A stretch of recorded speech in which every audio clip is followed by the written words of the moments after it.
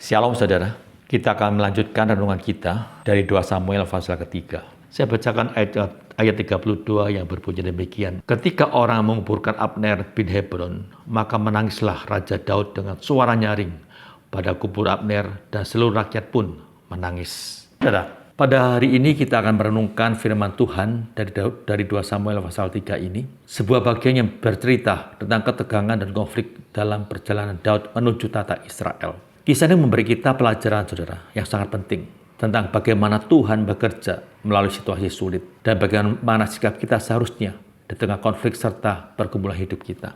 Dalam perikop ini kita diperkenalkan pada Abner, panglima perang yang awalnya setia kepada Isboset, putra Saul. Namun karena suatu perselisihan, Abner berbalik dan mendukung Daud yang sudah diurapi oleh Tuhan sebagai raja atas seluruh Israel. Kita melihat saudara bahwa meskipun Abner sebelumnya melawan Daud, dia akhirnya menyadari rencana Tuhan yang lebih besar dan memutuskan untuk mendukung Daud. Tapi kisah ini tidak berakhir damai saudara. Yoab, panglima perang Daud yang menyimpan dendam pribadi kepada Abner, memutuskan untuk membunuh Abner karena Abner telah membunuh adik kandung dari Yoab. Dalam hal ini Daud menunjukkan sikap yang luar biasa. Dia tidak mendukung tindakan balas dendam Yoab, sebaliknya Daud meratapi kematian Abner dan menghormatinya. Meskipun Abner dulu adalah musuhnya, dari sini kita belajar saudara, bahwa balas dendam dan kebencian hanya memperburuk keadaan. Sementara pengampunan dan belas kasihan itu membawa damai sejahtera. Ada sebuah kisah saudara. Ada dua tetangga yang berselisih selama bertahun-tahun.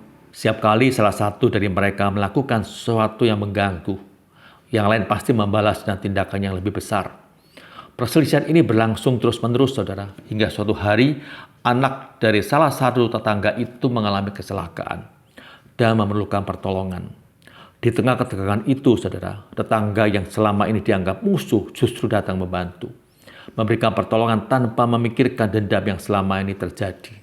Saudara, kita belajar bahwa balas dendam tidak pernah menyelesaikan masalah. Justru ketika kita memilih untuk mengampuni, damai sejahtera dan persaudaraan dapat dipulihkan. Demikian juga dengan sikap Daud dalam 2 Samuel pasal 3 ini. Daud tidak membalas dendam terhadap Abner meskipun punya alasan untuk melakukannya. Sebaliknya, Daud menunjukkan hati yang penuh pengampunan dan kasih. Saudara kasih Tuhan, dalam kehidupan sehari-hari mungkin kita juga menghadapi situasi di mana kita disakiti atau dikhianati oleh orang lain. Pilihan ada di tangan kita saudara. Apakah kita akan membalas dendam atau mengampuni? Firman Tuhan mengingatkan kita bahwa pengampunan adalah jalan yang membawa kedamaian dan berkat. Seperti Daud yang memilih jalan pengampunan, mari kita juga belajar untuk melepaskan dendam dan membiarkan kasih Tuhan menguasai hati kita. Mari kita berdoa saudara. Tuhan, terima kasih untuk firman-Mu hari ini. Kembali kami diingatkan betapa pentingnya kami mengampuni orang yang pernah menyakiti kami dan juga mengkhianati kami. Seperti Tuhan juga sudah mengampuni kami yang pernah mengkhianati Engkau. Tuhan, biarlah tokoh teladan dari Daud ini menjadi suatu pelajaran berguna bagi kami. Di tengah-tengah konflik terjadi antara sama, kami belajar bagaimana kami boleh mengampuni orang-orang di sekitar kami yang pernah memusuhi kami. Tolong kami, ini bukan suatu hal yang mudah.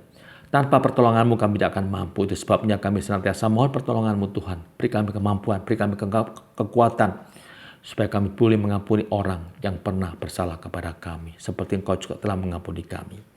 Dalam nama Tuhan Yesus kami berdoa. Amin. Tuhan memberkati saudara.